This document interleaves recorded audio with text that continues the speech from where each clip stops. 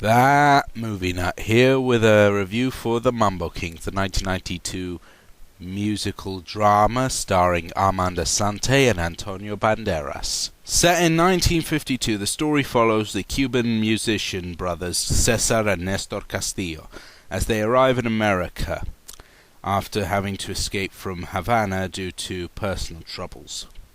By day they work at a meat factory, but by night they work in nightclubs as part of a band with their various co-workers, with Nestor providing the songs and Armand being one of the principal singers.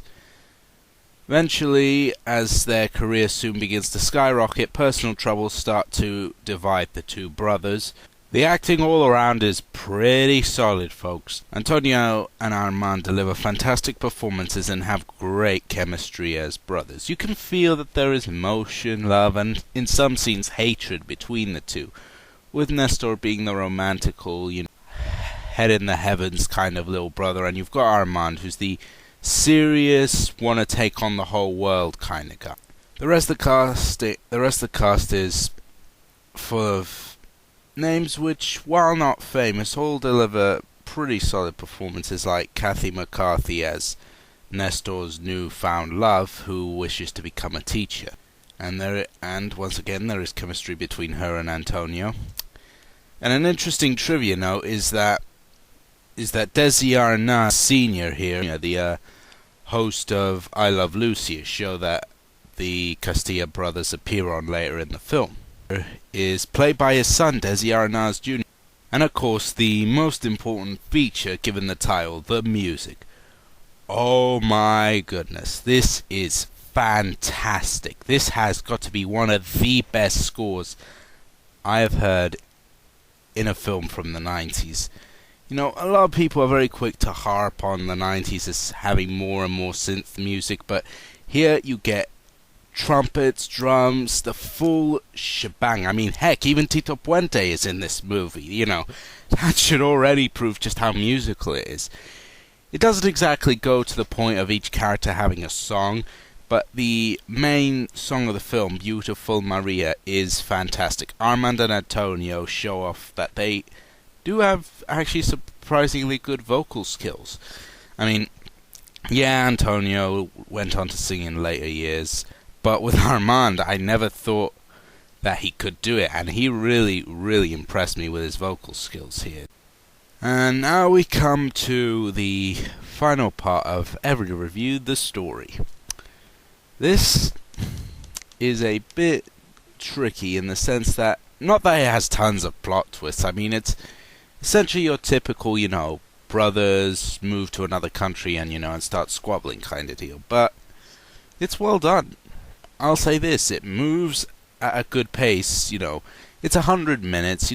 It's never boring, I'll say that. It never feels boring because the pacing is good. However, the individual scenes do have few problems. The director, Arne Glimher, who was an art dealer before he made this, I feel that in some scenes, like in two of the scenes where the brothers talk, I feel like it's taking too long. Like it's like he asked the actors to talk slowly, because I feel like take a little bit too long to happen. And I feel some of the two of the sex scenes as well. And I'm not some creepy weirdo in a basement who jives to that stuff. But I felt it was too slow. I felt that he either needed to cut it faster or make it make it shorter. Some of the dialogue scenes and some of the sex scenes just drag unnecessarily.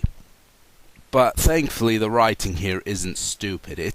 They act like real people, I'll say that. They behave and talk like real people. In some of these biopics and historical dramas, you tend to have very wish-washy dialogue, with one guy being the hero, the other guy being the villain. There's not that kind of thing here. I mean, there is a villain-type character in this movie. He's the head of all the nightclubs, but he's not really villainous. Though I will say this, he sounds like Sidney Greenstreet.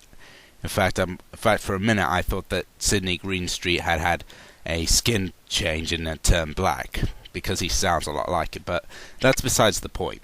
even though he's sort of the villain, he's just really an ordinary businessman who's just looking out for new talent. Of course, Armand is, of course, Armand, or should I say, Cesar isn't interested after his experiences in Havana.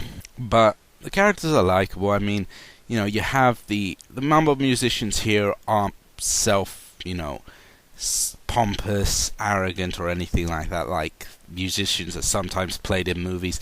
They're ordinary guys who work in a meat plant. We see them plenty of times out of the Mambo circuit, and they're sort of, they're your typical Joes. They're the kind of guys that you go to a pub with. So, in conclusion, I give the Mambo Kings what else can I give it? A silver star.